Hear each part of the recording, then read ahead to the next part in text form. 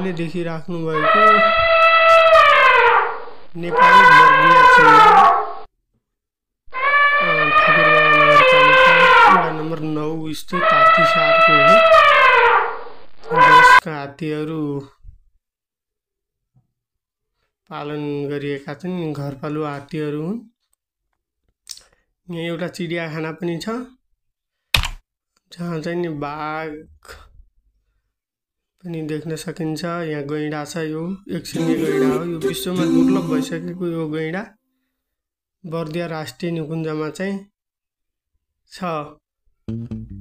बर्दिया राष्ट्रिय निकुञ्जमा यस्तै किसिमका धेरै जनावरहरू छन्। यदि हजुरहरू हेर्न इच्छुक हुनुहुन्छ भने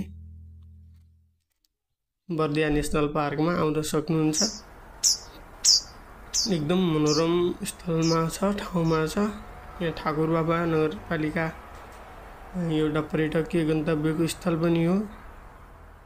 यहाँ चाहिँ नि वन्यजन्तुहरूको लागि निकुञ्जमै गएर वन्यजन्तुहरू देखाउने लगायतका कुराहरू पनि हुन्छन्।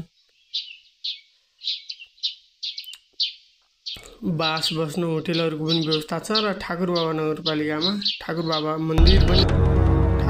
मन्दिर रहेको छ।